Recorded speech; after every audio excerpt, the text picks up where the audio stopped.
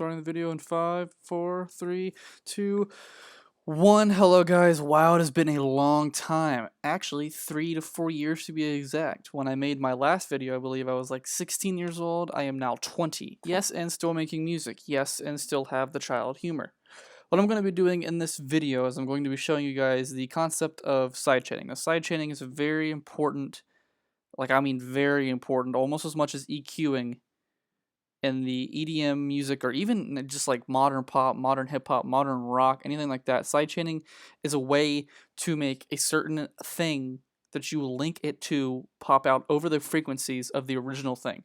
So hypothetically, not hypothetically, because this is going to actually happen, but and then for an example, if I want to link my synths to a sidechain channel, what's going to happen is anything in this sidechain channel is going to kick over anything in this channel, which means anything that plays in the synth channel is going to be somewhat muted when any frequency hits in this. So when one of these little orange thing hits, if one of these little pink thing hits here as well, this is going to be muted slightly.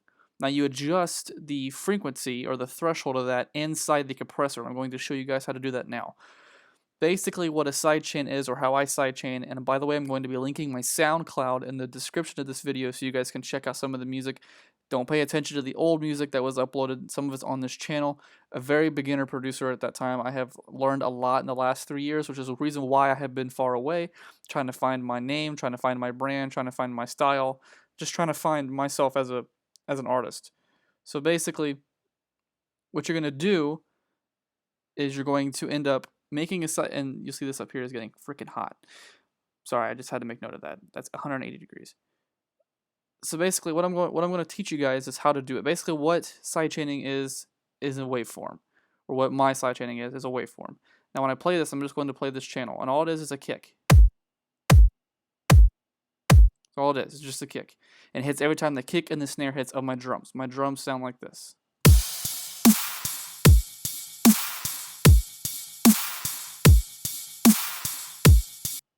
Okay, now the basses without any of the sidechaining or anything to them that's sidechaining at all sound just like this.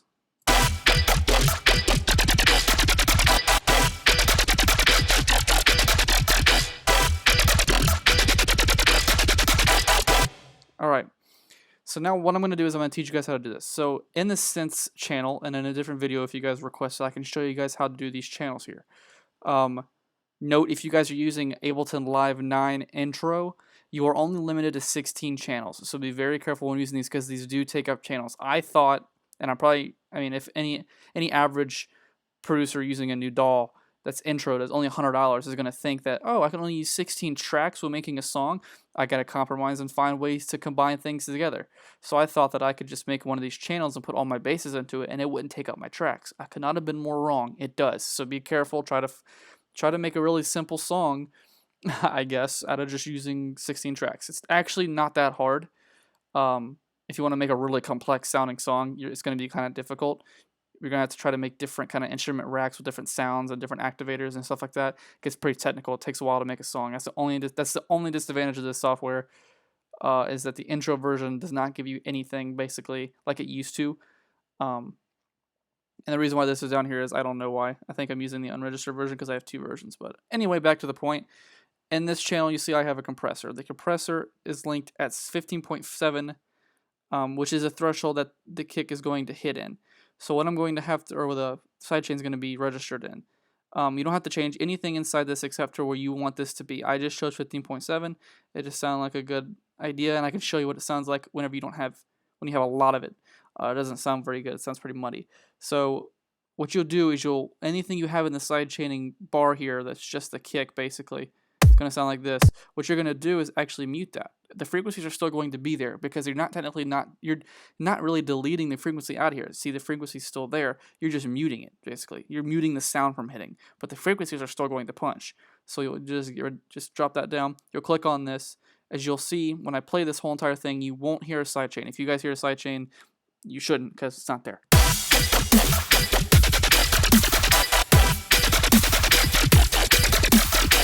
Now, you can hear my kick and my snare because they're compressed all to crap, but you'll be able to hear them better when you sidechain, because what's going to do is it's going to not mute the frequency of the drums, mute the frequency of the synths, so the drums punches can hit through. You don't need to do this with hi-hats. You sometimes don't even need to do it with snares.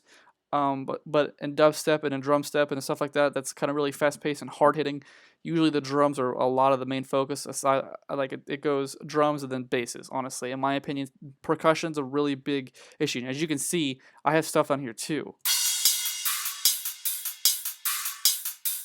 And it's just hi-hats. But so what I'm going to do is I'm going to show you how to do this. Basically, you'll see the sidechain option in the compressor. You'll turn that on. It'll say no input here.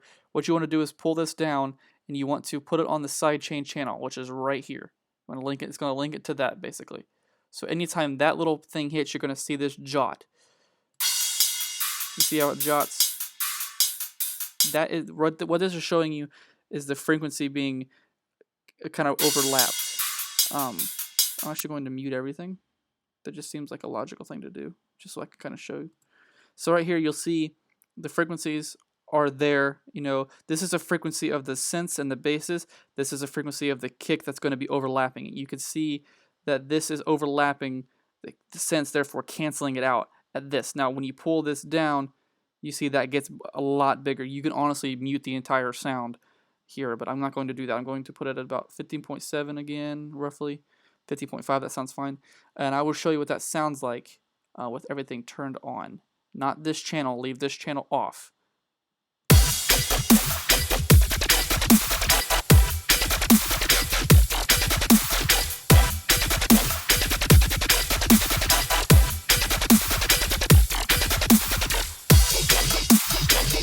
If you hear the canceling, it's kind of faint, but it's there, and that's all that matters. You can hear my kicks a lot more when it's there.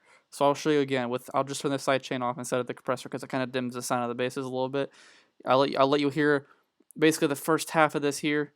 I'll let you hear with the sidechaining on, and then here I'll stop it and I'll turn it off. That way you guys can see the difference. It's the only way to tell is kind of do it side by side. So I'll play it so you guys can hear the difference.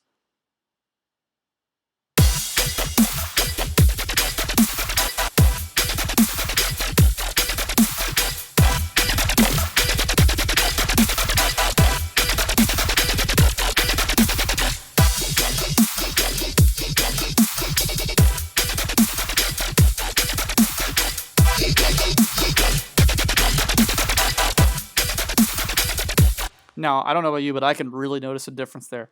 Basically, it kind of mutes the synths and the basses a little bit, but that's fine because it doesn't completely drown out the sound. And if you want a synth to be a little louder, just go into the DAW or the plugin you're using. In this case, I'm using Serum.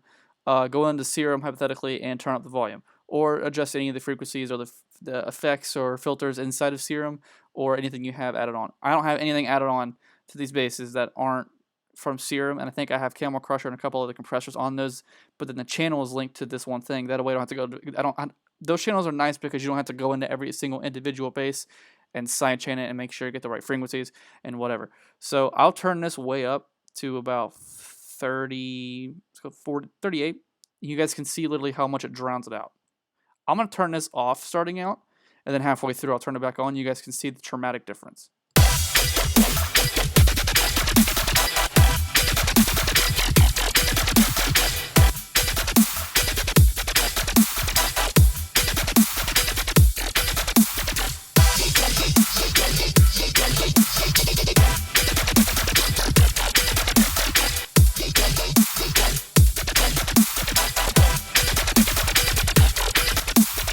So yeah, what I like to do is, I don't know why it's 15.6, but that's just where I have it. That's not what we want. Negative 15.6. Sorry guys. Negative. It's always negative. So let's go over it again.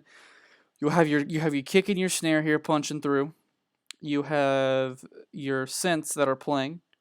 You have a sidechain channel. All a sidechain channel is you can have any sound recommended to be a low frequency sound. So a kick is the most recommended. What style of kick is up to you. It doesn't matter. How long the kick is depends on how long the sidechain lasts or how hard it hits and how good it sounds. I found this one, out of everything that I tried to find, this one sounded the best. I literally went through 100 and some samples just to try to figure out what sidechain sounds the best. So never link it to your kick, never link it to your snare.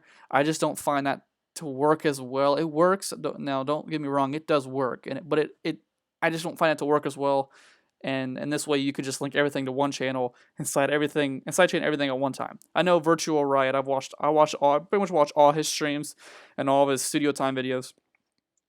And he basically links everything. He has a sidechain channel, which is basically the same exact thing. He has a low frequency sound hitting at the same time as his kick and his snare.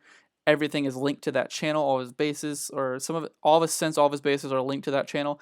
Now, he sometimes does add a second sidechain in or a third sidechain in for different parts of the song. That's not very rare of him to do, but it's not for the specific reason as to why I showed you. This is primarily for synths and basses, and a bass line. There's sometimes different sidechaining throughout the entire song because you might not want a synth to sidechain as much as you want something else to. In that case, you'd have to go to the individual plugin for that synth and make that one different than everything else. But that's a rare case. It really depends on how picky of a producer you are, which I am one of those people, and I will spend hours just sidechaining things because I'm really OCD about things punching through. There's a song on my SoundCloud called Orca. It's not really a song. It was just me messing around with the sounds I'd made. And it took me, I've been working on that song for a while just because it wasn't necessarily the bass line or the technicality of it, it was the sidechaining. I was trying to get everything, my kicks to punch through, my snares to punch through, and not to be dimmed out by any frequencies. That's the most important part. One person that's really good at it is Spaghetti. His kick and snares punch through everything, but he doesn't have a really deadly, sidechain. So I kind of wonder how he does that. If I figure it out, I'll make a video tutorial on how he does it. But for right now, this is kind of the standard sidechain. Just get a sound, a kick preferably, link it to go to your synths, add a compressor, turn off the volume, go to sidechain in that compressor for your synths, link it to the sidechain channel you have set up, and adjust the threshold to whatever you favor. Again, side note, lower thresholds, meaning a lower negative number, closer to 0, is used for more dubsteppy drum step sounds, and higher negative numbers like 30 plus are used for a lot of house because you have that big pulse. So go around, listen to different genres and different artists. You'll see how everyone kind of sidechains differently, but there are always sidechains. Anyone who doesn't do it doesn't really know what they're doing, to be honest. But I hope this helped you guys, and I apologize for one stuttering. I'm kind of really hyper right now. Yeah, thank you guys for watching, and I hope this helps you guys at all. Any questions, please leave it in the comments. If I wasn't thorough about something, I love criticism, even if it's you guys getting mad at me. That's fun to read. So go ahead and get mad at me all you want to. If it helps you guys, that's great. Any questions, let me know. I will not be sending out patches, so don't ask. I'm just kidding, guys. But no, I'm not at the same time. But I'll link the SoundCloud in the description. Check it out. Subscribe, like, whatever you guys want to do. And have a good day, y'all. And thank you guys for watching. Peace out.